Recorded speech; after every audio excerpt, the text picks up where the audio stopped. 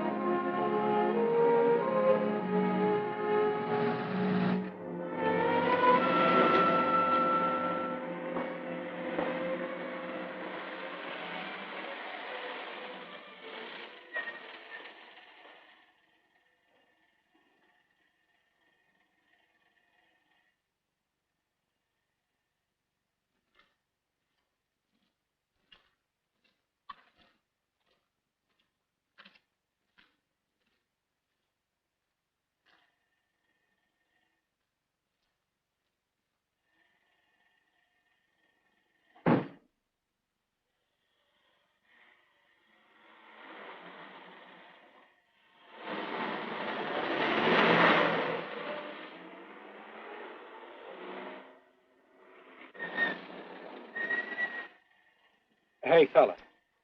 Come here. What were you doing back at that radio shop? Miss Logan. I was on my way home. Live around here? Yeah, a couple blocks down. Let me see some identification. Sure. Yeah, I guess I forgot my wallet. Look, lad, I've got to see some identification. How about my Army discharge? I got it right here.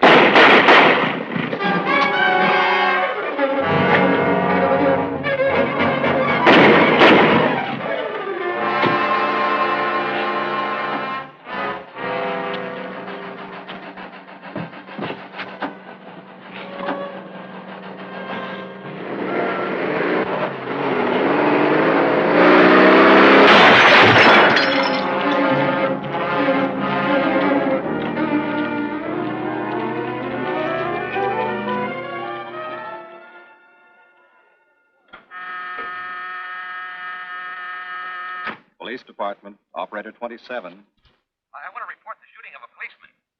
Hold on, please. Give me that again, please. I'm calling to report the shooting of a policeman. What's the address? 5057 State Street, just west of Santa Monica. Just a minute. Receiving hospital. Operator 2. Operator 27, 5057 State Street, 5057 State Street. An officer has been shot. Send an ambulance. All units in the vicinity of State Street and Santa Monica Boulevard. Proceed at once to 5057 State Street, 5057 State Street. An officer shot. Code 3.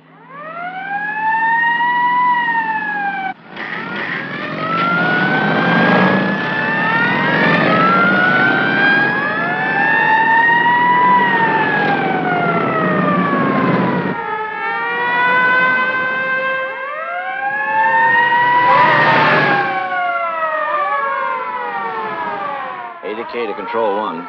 Control 1 to 80K. Go ahead. This is Breen. Instruct homicide to throw out a dragnet and pick up all suspicious characters in the area of the shooting. Also notify Sergeants Marty Brennan and Chuck Jones to report to me at the scene of the crime.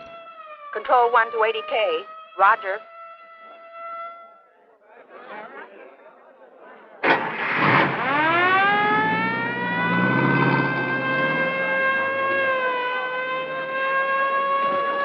I see. Well, what have you got so far? Well, not much, Captain Breen. A couple of cartridge casings. Oh, Marty, Chuck. Hi, Cap. Eyewitnesses? Who was first on the scene? Reported it. I was. I live here. I'm a light sleeper, but my hearing is good. And my Did cat. the officer say anything before he collapsed? Yeah, he gave a description of the fellow. On the shooting of the officer. Suspect is a white male American, age 26 or 7, 5 feet 10 or 11, 155 to 165 pounds, brown hair, regular features, pencil mustache. Repeat broadcast. All units. Is that about it? Yes, sir, exactly. And the officer kept saying, he looked like such a nice kid. He looked like such a nice kid. As if he couldn't believe what had happened to him. I see. Is that all? Yeah. Thank you very much. Yeah, well, anything else I can do, I'd be glad to help you. We may call you. Get his name and address, will you, Bob? This door been checked, Lee? Yeah, it's okay, Captain. Find anything? Nothing but some smudges so far. Found this in the glove compartment. I think it's nitroglycerin. Doesn't look quite right. Well, check it down at the lab. Right.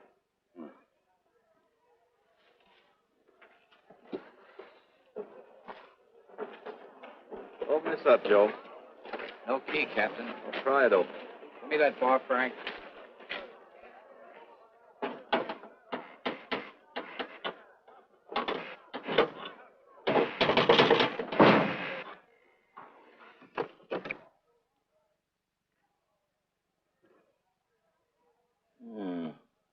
Regular arsenal. Yeah, get a load of that. What is it? I don't know. It looks like some kind of an electrical device. United States Navy. It's either stolen or war surplus. Send all this stuff down to the lab and check the serial number on that Navy equipment. Yes, sir. Captain Breen. We found these in the weeds over by the radio store. What do you got? A pair of cloth gloves, Captain. Well, he thought of everything, didn't he? All right, give them to one of the technicians. Yes, sir. Marty, you and Chuck come along with me. Let's go downtown and see what they've picked up in the dragnet. Right.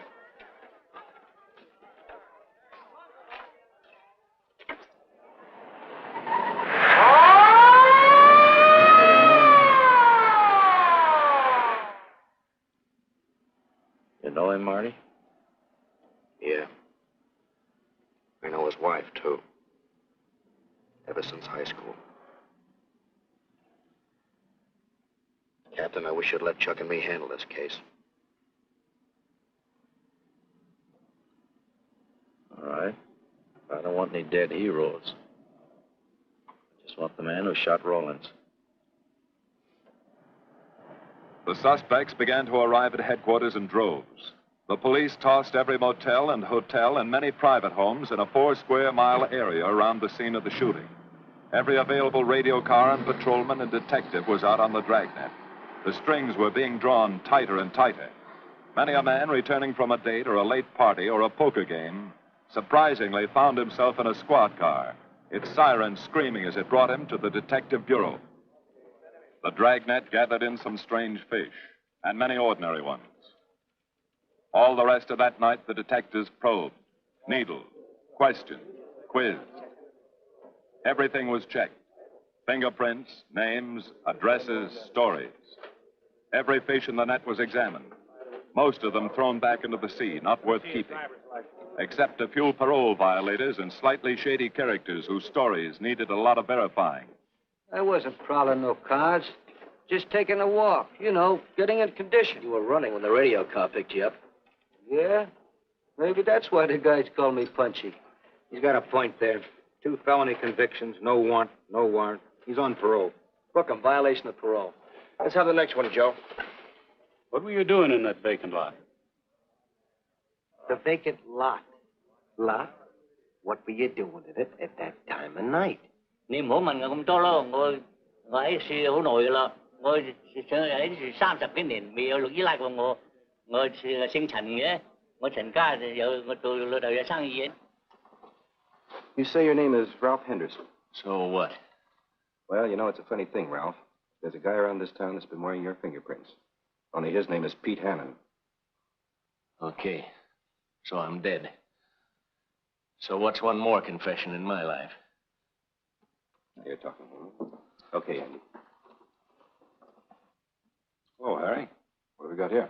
Oh, some robbery suspects. Candidates for San Quentin. Handsome here is the big shot. He runs the outfit. Have a gander at his record. Car theft, escape from reform school, robbery, assault with a deadly weapon. Not bad. Look at the heater we found on him. German Luger, fully loaded. Redhead here tried to carve up one of the arresting officers with this pretty toy.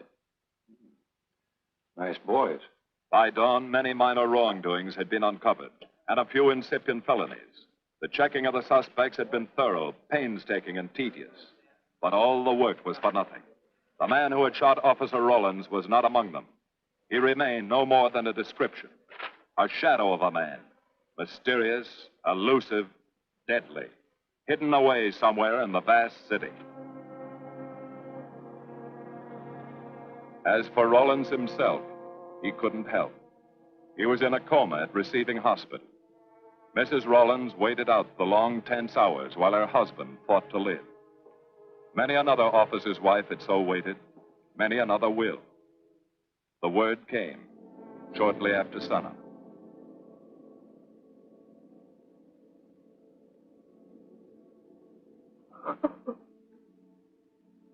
Oh.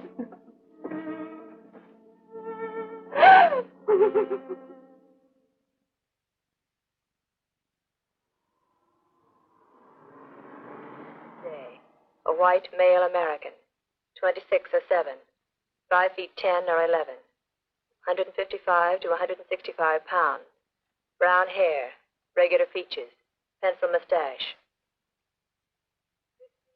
This was no frightened fugitive. What went on in his mind? Why had he set his hand against his fellow men, taken the life of another, of a stranger, of a man who was merely doing his duty? He must have some plan, some goal that called for sudden death to anyone who got in his way.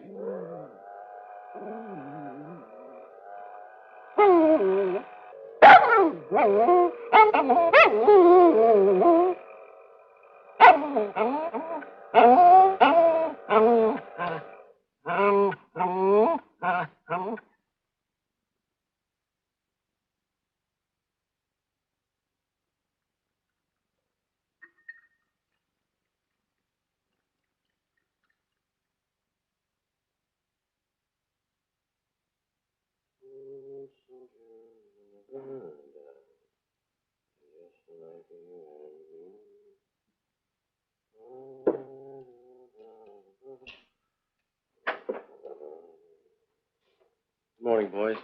Morning, Lee. Hi, Professor. Well, I thought this was safe cracker soup. You gonna drink it, I hope? I'm really a nice guy. Stick around. I'll prove it. Come over here.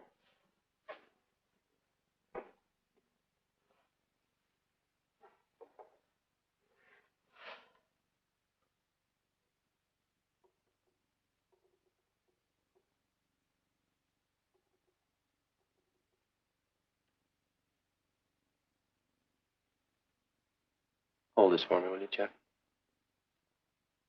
Thank you. Now, if you'll hand me that hammer, Marty. Thank you.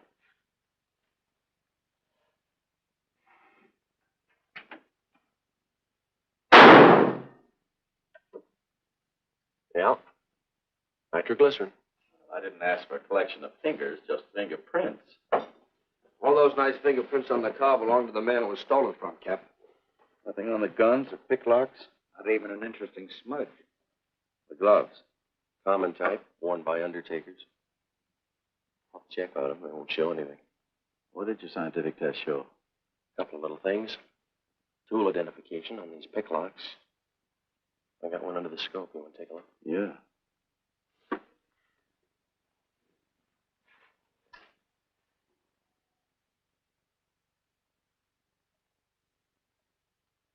Take a look.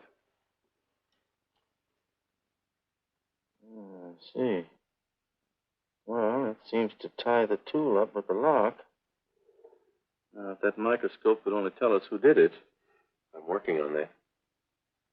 No, only an amateur would carry that liquid dynamite in a car.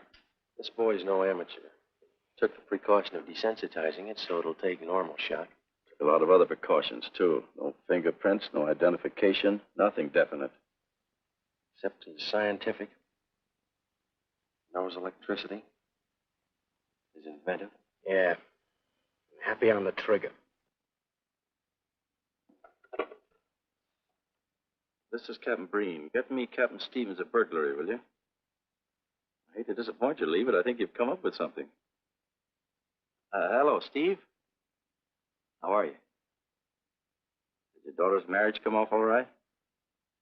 Good. Look, Steve, on those burglaries of electrical equipment lately, were there any where picklocks were used to gain entry? Good. Well, let me know if there's another report of one, will you? I've got an idea the Rawlins killer may be tied in with those.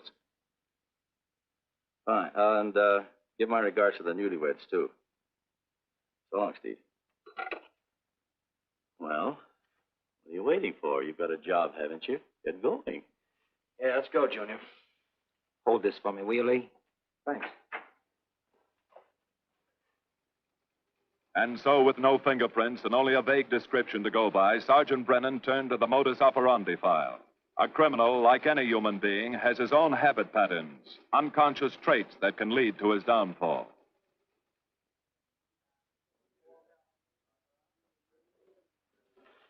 Well, there you are, Junior. List of burglars who use picklocks for entry. Oh, great. This narrows it down to just a couple of hundred suspects in this area. Give me a match, will you? That may not be so bad. This guy's improved on the system. Maybe he's left his trademark on some other job. Well, here we go, legging it all over town, asking a million questions. What you paid for, isn't it? Am I paid to associate with you, too, Junior? You could do worse. Not this year. Come on.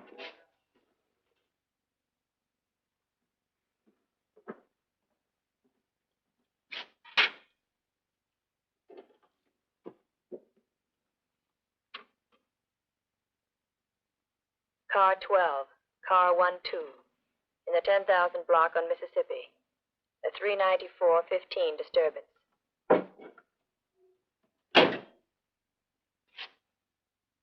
Car 80K, code 1.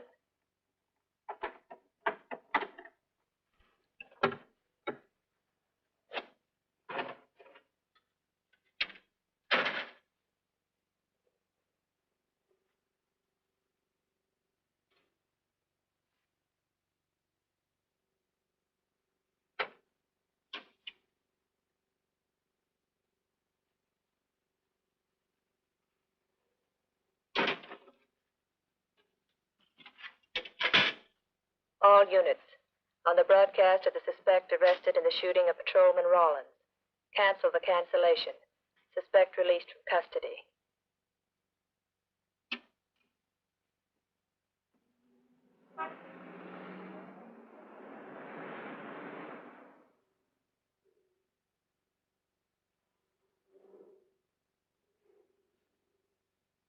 Oh, hello, Mr. Martin. You find Mr. Reeves in the machine shop.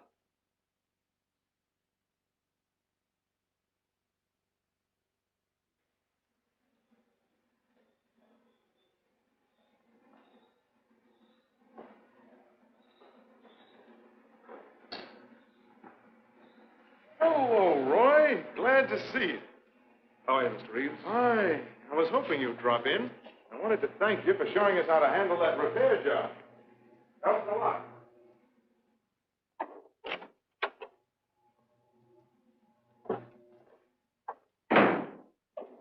Well, what have we got this time?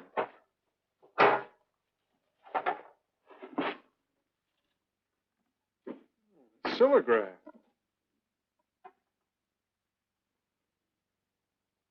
There are plenty of these around, Roy. Not like this one. Yes, I see. I suppose, as usual, you've added your own improvements. You know, it seems wrong that a man of your talents should bother consigning equipment for rental. I'd like to see you devote yourself entirely to experimental electronics. It'll come one day. I'll have a place like this. Well, why wait? I've got a pretty good setup here. I have modern equipment to work with, a lab, and my confidence. Thanks, Mr. Reeves. I have other plans. But, Roy, you can't tell where it'll lead. Might even work your way around to a percentage of the business. I like it this way. You just rent out my equipment. All right, Roy. All right. But if you should change your mind. I'm not likely to change my mind. I suppose you want me to set this up for rental, too. Mr. Reeves, you've already got 5 pieces of my equipment. You'd like to know what results I've had from the rental so far, Well, I can't say as I blame you. I think you'll find this satisfactory. Satisfactory. Goodbye, Mr. Reeves. You'll come back again soon, won't you? Sure. Oh, incidentally, how's that television projector coming along? The one you said would reflect a 12-foot image. Still working on it. I just wanted you to know I've already set up a rental on it. In fact, I think they'd like to buy. It'll come pretty high. Oh, money's no consideration with this customer.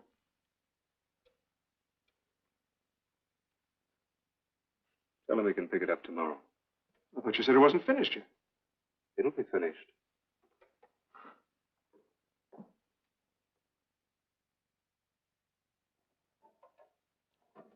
It uses an image fixer and then projects by ordinary incandescence. Roy, this is the best television projector I've ever seen.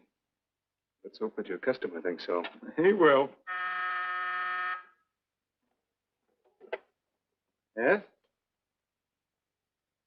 Send him right in, Charlotte. There, you see, our customer is here, begging for the privilege of buying. Better be running along. I'm not much good at business. Oh, but Roy, he'll want to congratulate you. Just see that the price is right. All right, Roy. I'll get you a good deal. So long. See you.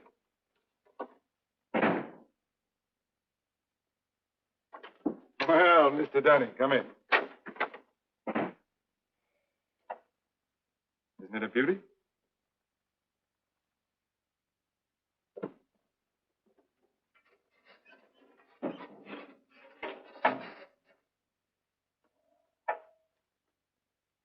It's a beauty, all right. You like it? I certainly do like it. You see, it's mine. What do you mean? Let me have the police. I built it. Spent years on it. Oh, you must be crazy. Roy built this machine himself. Your friend's a crook, Paul. You've been taken in. Hello? Give me the burglary detail. Dear Jim, regarding your inquiry on the .38 caliber Smith & Wesson revolver, sir. Oh, come in, boys. Burglary detail just sent this report through. It's a man named Dunning reports tracing a stolen television projector to the Reeves Electronics Lab. Think it's a tie with the Rawlins case? Well, take a look at this fellow Reeves and see what gives. I'll notify burglary we're following up on it. Right. Come on, Junior. What else did he place with you for rental? Oh, a number of things. All war surplus that he bought on his veterans rating. Oh, is this more of his equipment? Yes. Yes, he left it here on consignment. I'm sure that Roy can explain everything. Well, maybe he can, Mr. Reeves, if you'll tell us where he lives. But I don't know. Mr. Martin's on the phone, sir. I'd better talk to him. I think so, Mr. Reeves. I'll take it in the superintendent's office.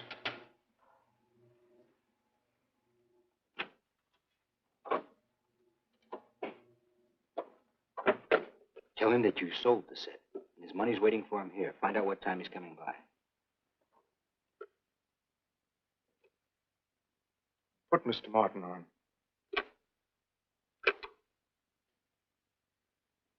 Hello, Roy? Yes, I've sold it. Your money is waiting here for you. Yes, I'll be working late tonight. What time will you be by?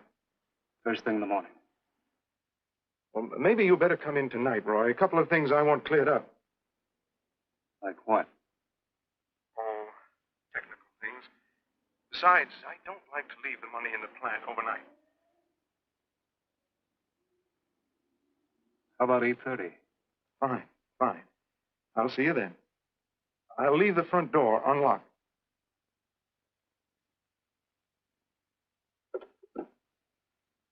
You'll be here at 8:30.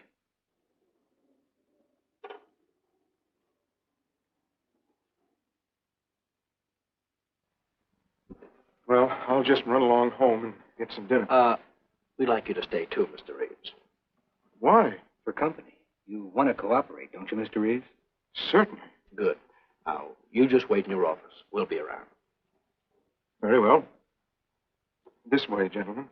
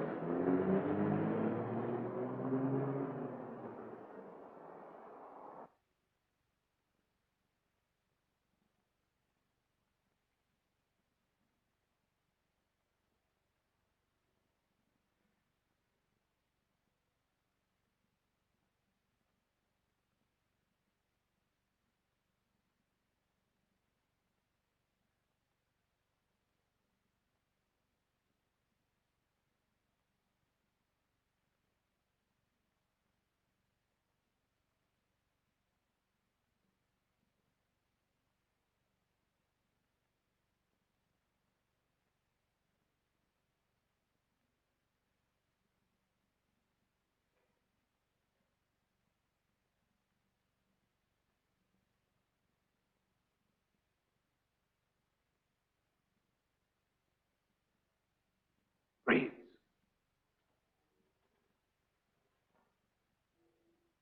That you, Roy?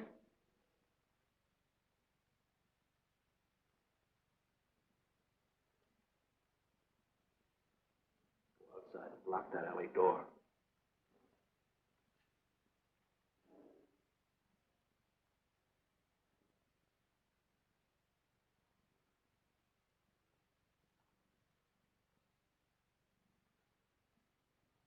Where are you, Roy?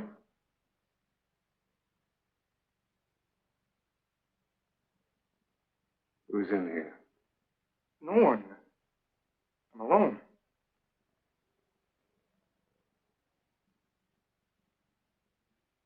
Come on in. I've got your money for you. Bring it out here. All right. Just a minute.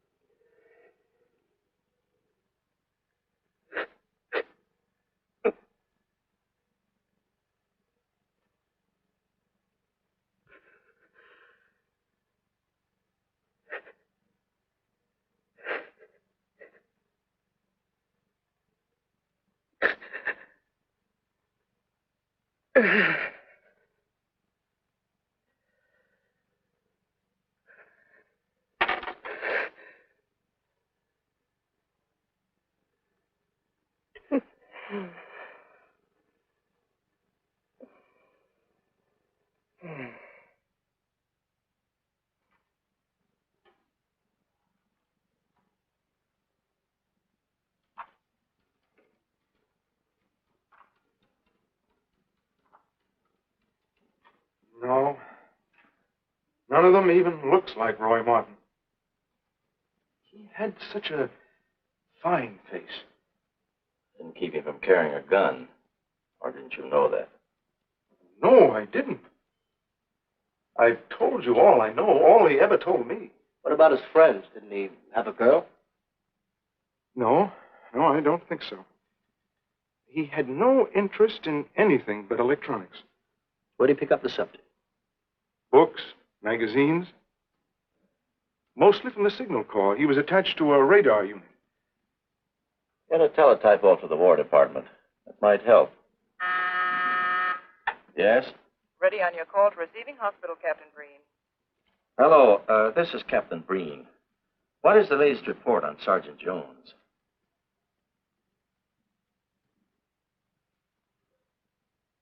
I see. Well, let me know if there's any change, will you? Thanks. Chuck's in pretty bad shape, Marty. He's paralyzed. May never walk again.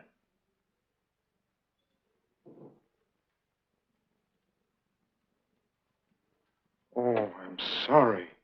It's funny that Martin showed up at 7 when he told you he wouldn't be there till 8:30. I don't know why. Except he was always unpredictable. I'll tell you why. Because you warned him. That's why he came early. That's why he came in the back way. But you heard me tell him the front door would be open. And the key that let him in the back way? He must have had one made. Why don't you tell us the truth? Marty.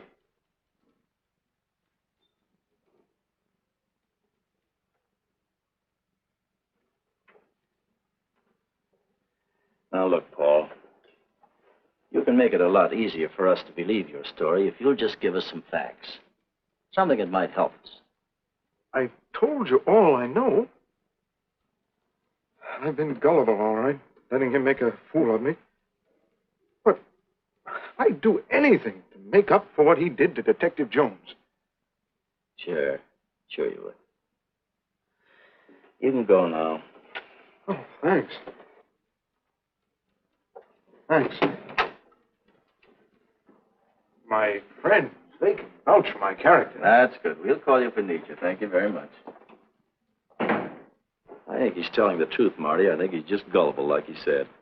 What about the stolen stuff he was trying to peddle for Martin? We'll use it for bait. Maybe Martin will come back for it. Then we can ask him. Here. Nevertheless, I want a 24-hour tail put on Reeves, and I want a watch on his home and his factory. Right. You can keep those. Okay, Captain.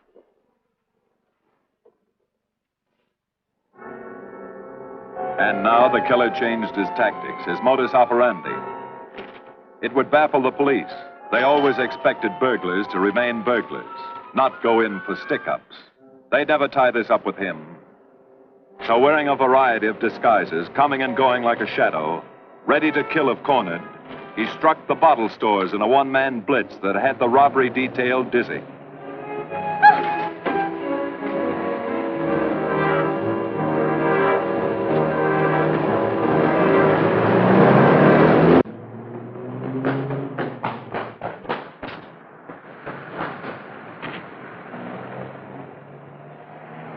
The killer, always resourceful, always thinking along lines that would baffle his hunters, had discovered an ideal avenue of escape. Under Los Angeles is a vast and intricate system of huge storm drains built to siphon off the flash floods of the rainy season. Many of the tunnels are large enough for 2 cars to drive abreast. Here were 700 miles of hidden highways, ideal for the use of someone who needed to hurry from place to place without being seen. Ideal as a hiding place for guns and supplies in case of emergency. Well, the reason I asked you to come over is I think I've hit on something. An identification? No, not quite, but a tie-up. Now, These are the shells from the gun that killed Rawlins. These were fired in the liquor store holdup in which the bandit got away. And these were fired at Chuck. Now, as you know, every ejector, even in guns of the same model and caliber, is different. Each one leaves its own markings on the cartridge casing. Now, look at these fine striations. This deep gouge. The same on all three. In other words, the man who killed Rawlins and the man who shot at Jones and Brennan, the stick-up who's blitzing the liquor stores, are all the same man. Right. All we need to know is what that man looks like. Get me Chandler in robbery, will you? I've got an idea about that. Also, it'll give us a chance to see if Reeves is on the level with us. Steve, Breen, about those blitz holdups you're on. Round up all the victims and have them down here tonight, will you? Oh, it's just a little scheme. Thanks, Steve. That's good. I'll sketch another one of the same type, only this time thin it out a little, huh? All right. Hi, Lee. How's it coming? You ready for tonight? We'll be ready. Think it'll work? Should. Where'd you get the idea? From a kidnapping case in Chicago. But I thought these slides might be an improvement over the method they used. Could be. Captain thinks so.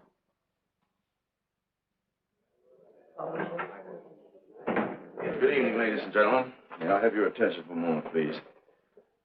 You've all been asked to sit in on a little experiment tonight. We're going to try to build a picture of a face. A face of a man who's cunning, resourceful, and deadly.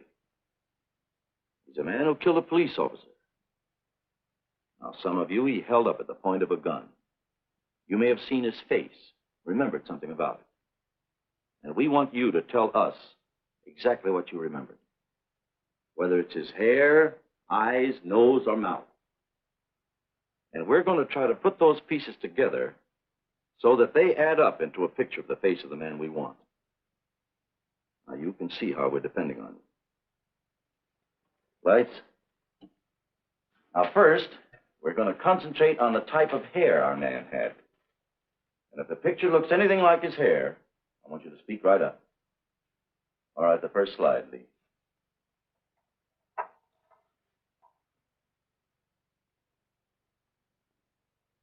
His hair had waves in it. Well groomed. That's the idea, Miss Smith.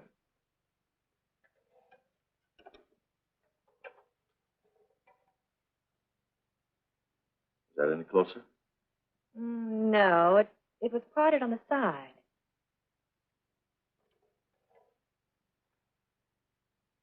Oh, that's more like it, except it was thicker.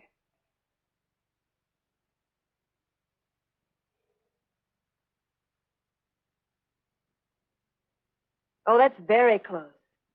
Yes, that's the way his forehead looked. It was broad and high. All right, hold that slide. On the next series of slides, we'll take into account his eyes.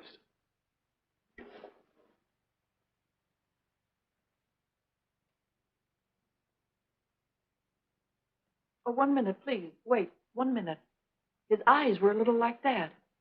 Maybe a little smaller, like beads. Go on, Lee.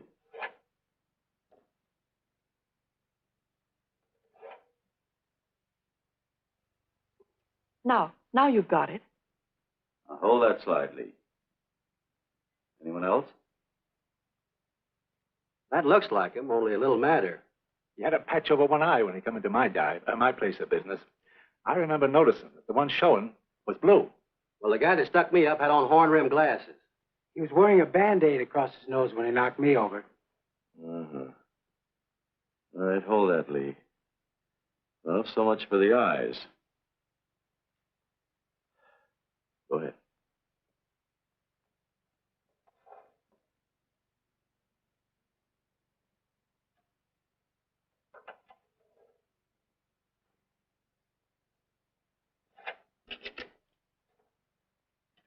Señor Capitán. Yes, Miss Montalvo? Ay, ¿cómo se dice en inglés? A sus órdenes, señorita. Ah, qué bien. En este bandido, la nariz fue chata, como aquella, pero un poco más chata y más ancha. Like that, Captain, but more snub, wider. Try another one, Lee. Como aquella. Casi la misma. She says that's about it. Thank you very much, Miss Montalvo. Get Reeves. Any more comments? That's pretty close, all right. Pretty close. Perfect. All right, now we'll start on the mouth and chin. The next series, Lee. I think his lower lip stuck out more. The mouth was thin and mean, like it never laughed. Go ahead. Something like that, but thicker lips. There. That's it. That's him. All right, now hold that right there, Lee. Oh, come in, Mr. Reeves. Good evening, Captain. You ever see that face before? Why, it's Roy. Except for the hair being a little lighter and the eyebrows heavier. It's Roy. You're sure? I'm positive I'd know him anywhere. Lee, I want a retouched photograph. Now lighten the hair and give more body to the eyebrows. Right. Lights. That's all. Thank you very much. You've been a great help. It's positively amazing how you found out what he looks like. Well, we're looking for an amazing criminal, Mrs. Johnson. Thank you and good night. Good night, Captain. And so the face of the unknown killer, built up from fragments of evidence, was sent out all over the country. To chiefs of police, to sheriffs, to county constables and county jailers, to the wardens of prisons, to all postmasters and postal inspectors, to the agents of the Treasury Department, to the FBI. They showed that picture to the inmates of jails and prisons, to men with a wide acquaintance among the cat burglars and the violence boys. Informers and conmen and sharpshooters were quizzed, those on the fringe of crime and those deep in the rackets. Many wanted to help. Nobody could. No one in the underworld recognized that mysterious face. He was as unknown as if he had lived in the 16th century.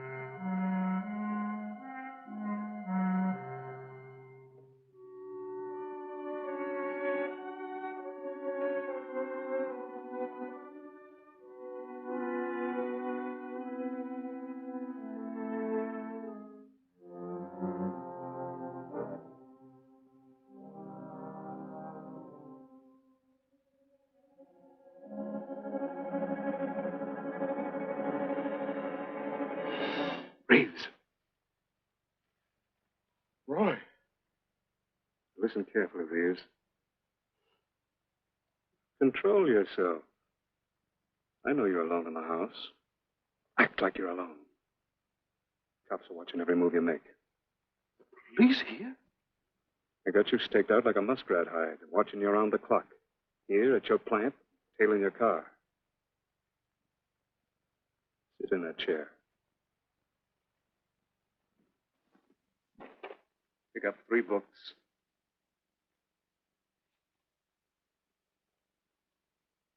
Don't look up and don't answer me. All right. So glance at the books.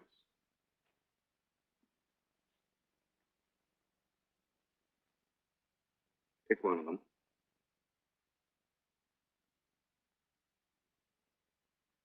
Okay. Now, that's the book you want to read before you go to bed. Now, get up and turn off the lamp.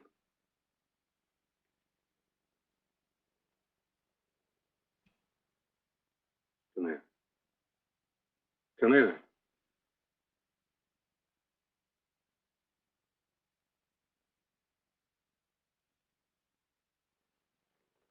Go in the den.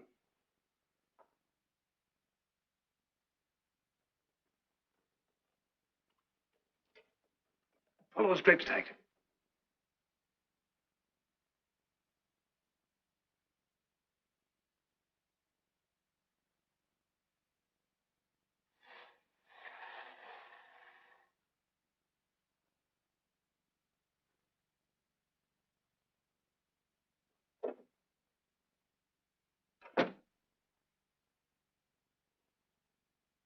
Get away from them.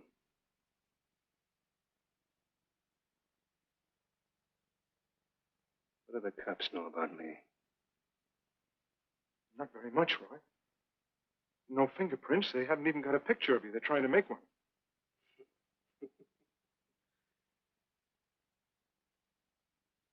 How much cash you got in the house? None. I never keep any cash in the house. It isn't good business. Suppose you think it was good business letting me walk into that trap. No, Roy, no. Don't do anything you'll regret. Now, listen to me. It isn't too late. Give yourself up. Come to your senses before you kill someone else.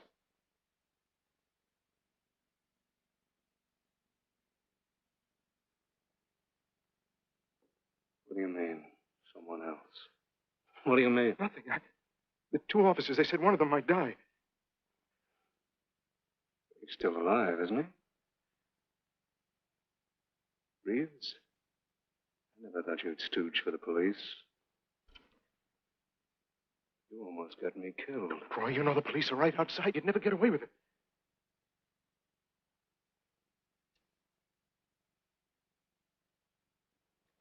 That's right. Now you're being sensible.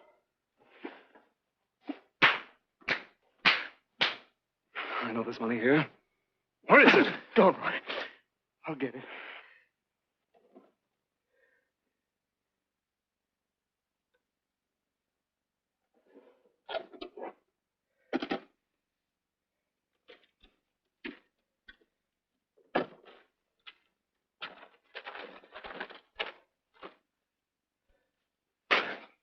It's not enough.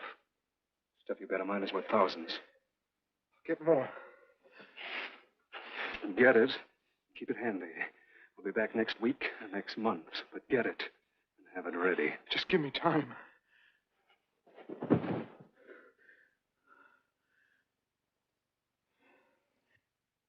Oh! Look, I don't want policemen outside my house following me around. That's what made Roy suspicious. I'm leaving in the morning. I'm afraid I'll have to disappoint you, Paul. Unfortunately, you're our bait. I won't do it. I've done enough. Look, no one's done enough until we find this killer. I asked you to keep a sharp lookout on this house, Marty. I did. Two of the best undercover men in the department were assigned here. I didn't keep Martin from getting in. What's the matter? You tired?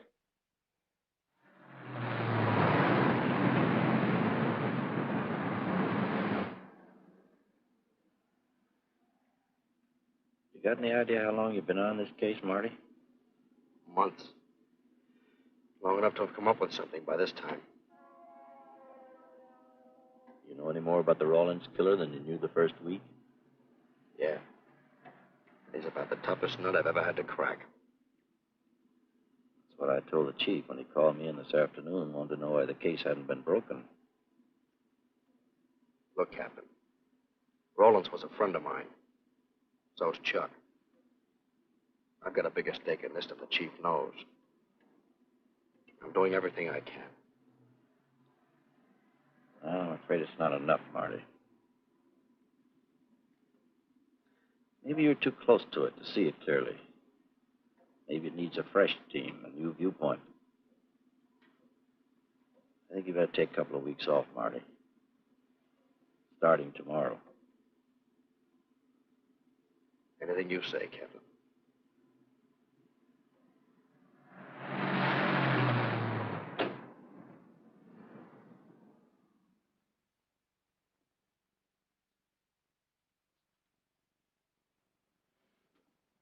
Hiya, Marty.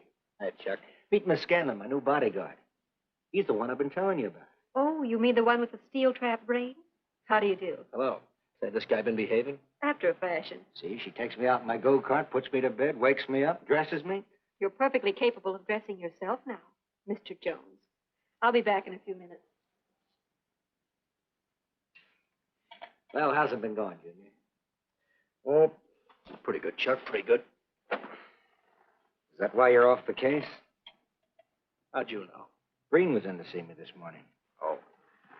Suppose he also told you they put a new team on the case. He told me everything. Let's see what his new boys dig up. Well, maybe they'll examine the facts of the case a little more carefully. What facts? That our man's sharp, that he's intelligent and works alone, that he has no record, never leaves a fingerprint and knows every move we make? Sure, plenty of facts, only they add up to nothing. Sure, forget it. You got yourself a 10-day vacation. Go on down to the beach, get a suntan. By the time you get back, the case will be broken. Isn't that what you want? You know better than that. All I know is what I hear. You sit there batting your gums about how the old man let you down. Maybe he's trying to wake you up. He's got a funny way of showing it. There you go, flying off the handle. Always taking things for granted. I wish I could get up and boot some sense into you. He knew what this case meant to me. He still does. That's why he's trying to get you mad enough to do something about it. You don't really figure that's his idea, do you? I know it is. Ah, it's a tough case, Chuck. Not an angle, nothing to go on. You'd know what I meant if you were out working with me. I have been working with you. That's all I've had to do lately, just sit around studying what little facts we have, trying to figure out who he might be. You know the kind of a guy we're up against, then. I tell you, Chuck, this guy's a genius the way he operates.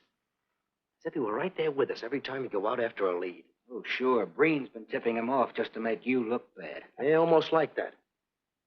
Well, he beats us to the punch every time. There's your angle. You just hit it on the head, but you don't see it. Look, start adding. 1, he's unknown to the underworld. 2, he beats you to the punch, right? And 3, it's almost as if he were with you. Isn't that what you said? Yeah? Well, tie that up with a lot of other little things, like the fact that he uses a police gun and the accuracy of the shooting. Anybody could buy a police gun, and the Army could have taught him how to shoot. Yeah, but who taught him how the police operate? Oh, I know what you're driving at, Chuck.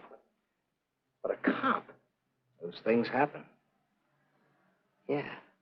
Now, if I were still in the case, I'd start with our own department first, then Santa Monica, Culver City, Burbank, Pasadena. See you later, Junior. Hey! Don't let him out of your sight, beautiful. It's the first time in years he's used his head. But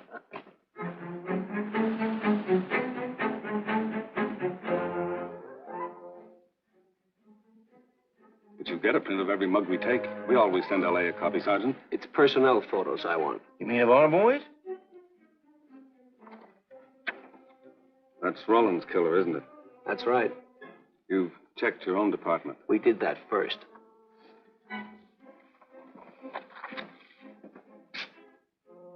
And so the tedious quest went on. Sergeant Brennan wore out his shoes and his patience, going from police station to police station, checking photos until his eyes were blurry.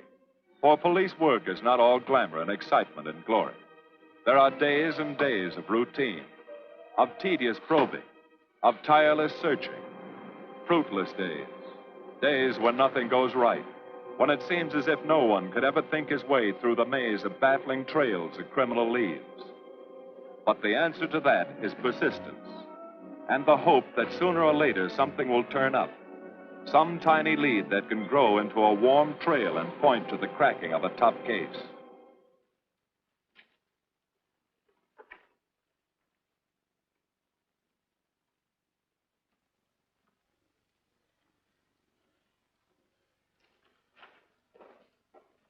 Well, that does it, boys. Can't say I'm sorry you didn't find him in here. I'd hate to think it was a cop. Doesn't seem to be anybody. Just a lot of pieces of a face that never existed. Would you mind if I see that again? Sure, frame it. Put it on your dresser. Wait a minute. He wasn't a cop. He was a radio technician right here in our dispatch office. What did you say? I'm saying he worked here in 42. Well, come on, give. I remember the kid well. He was sort of strange, never bothered with anyone in the department, just kept to himself. He was in line for promotion when he was drafted. Where was he living at the time? I don't remember. Try the dead files. Never asked for his job back after the war. I remember writing to him about it, though. He was an excellent worker. Oh, yeah, here we are. Yeah, this is it. Took a while before he answered, but like he says in the letter, he wasn't interested.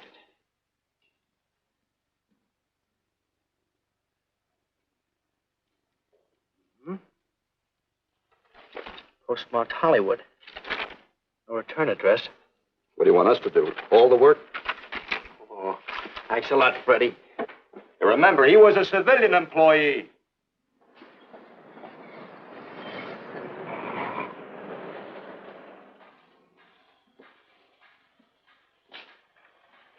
Well, how about it? Anybody recognize him? Not on my route. I never saw him before. Yeah, okay, fellas. Thanks very much. I thought for a minute. No. He had that face. I wonder. Yeah? Well, this may not mean anything, but he looks like a guy that's on my route. He never gets any mail, but I see him around there all the time. He lives in one of the courts. Where? Come on, I'll show you. It's not that easy. What time does your route take you past those courts? About 9 o'clock. Why? Just thinking.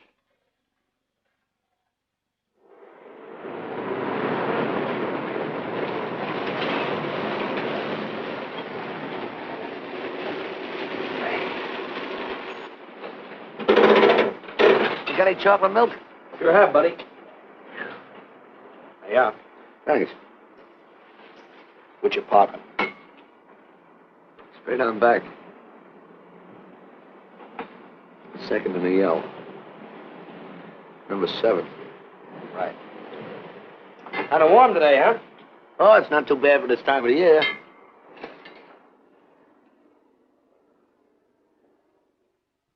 Good morning. Morning. You're new in the route, aren't you? We had substitute. What happened to the other fellow? Sick. Oh, what's the matter with him? I don't know. I catch everything. Hear about it on the radio, and next morning I got it. Too bad. You aren't very social. The regular fellow always stops and talks to you. Sorry, Eddie, I'm a little late this morning. I was hoping maybe you could help me. There's something very funny going on in this court. Yeah? I was scared to go to the police with it. I thought maybe I might be poisoned. What? Yeah. By the manager. She's a witch. She's a what? A witch. She puts poison in my milk. Oh, I see. Look, you switch the bottles when she isn't looking, see? Drink her milk. Then you'll be safe, right?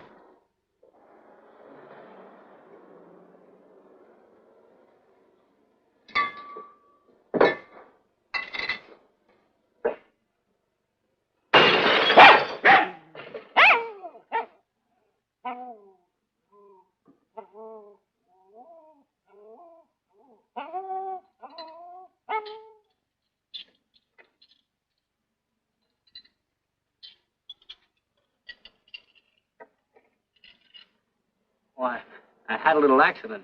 Got a mop, I'll clean it up. Leave it be. I'll clean it up myself. Okay, mister.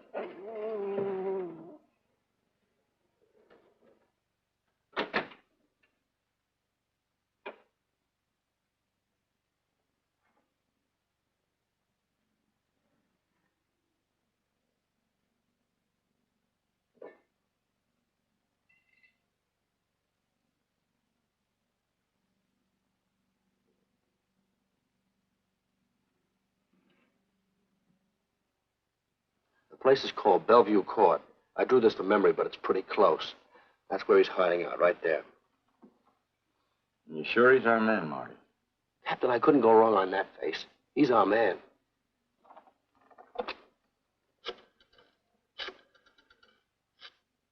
Now, there are 5 cottages in this area, and 2, number 6 and 7, in the L at the end of the row. Our man lives in number 7. This building department plan will show you the whole layout. It's bounded on 3 sides by Fuller, Santa Monica, and Poinsettia. Now, the court is partly surrounded by a high wall. Brady, homicide. Good. You keep your eyes open until we get there. Morgan has just gone into his bungalow alone. Any questions? All right, you all have your instructions. Let's go.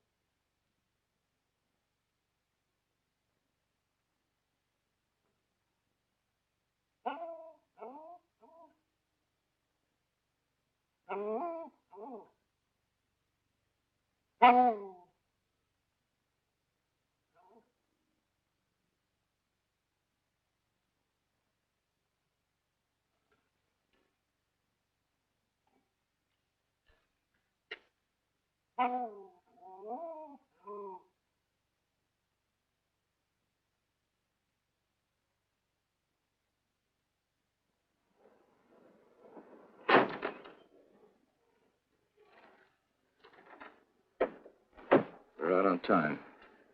Wait 5 minutes. Go around and block the side entrance. Keep your lights off.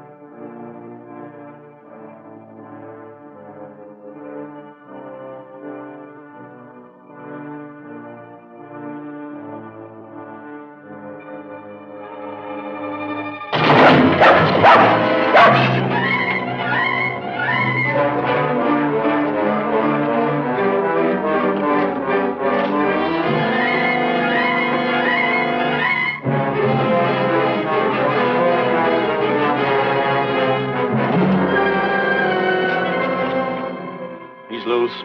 I want a radio car in a hurry.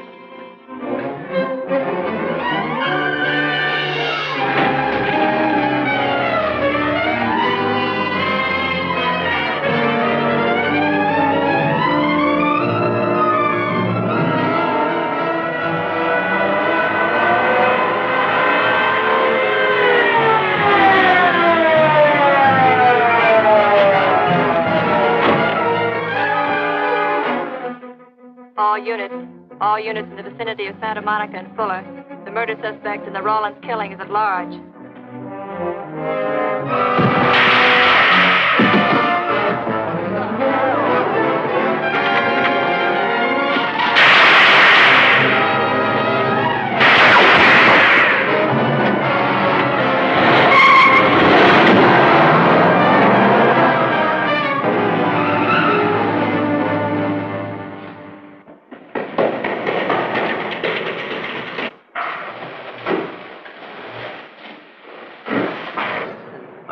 Covering the storm drain system in this area. Get it and meet me at Venice and Garfield. Jones, Miller, you stay here in case he comes up for air. I want a man at every other drain entrance along this line. He's got to come up somewhere. Come on, Marty. You're driving.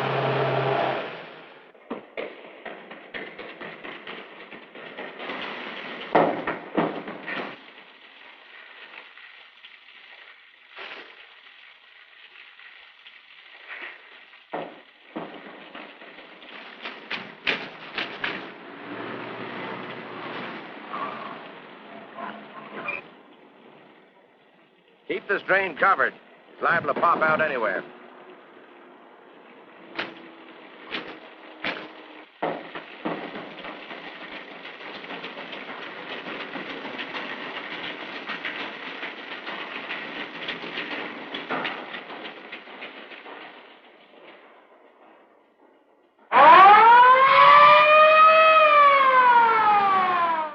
Why Venice and Garfield, Captain? It's the main intersection of the system. We can head him off that way. ADK to Control 1. Clear frequency 7. This is an emergency. Control 1 to all cars on frequency 7. Stand by. Control 1 to ADK. Go ahead. Notify homicide. Send the following to Venice and Garfield. 4 squads, battle lanterns, gas mask, tear gas. Urgent. This is a code 3. Control 1 to ADK. Roger.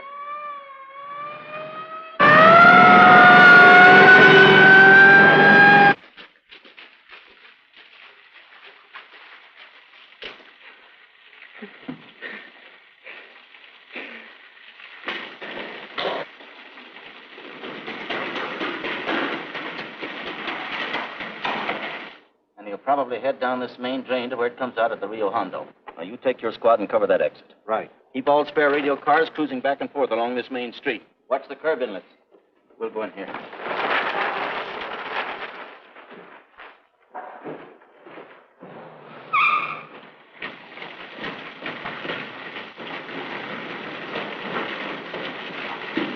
Any sign of him?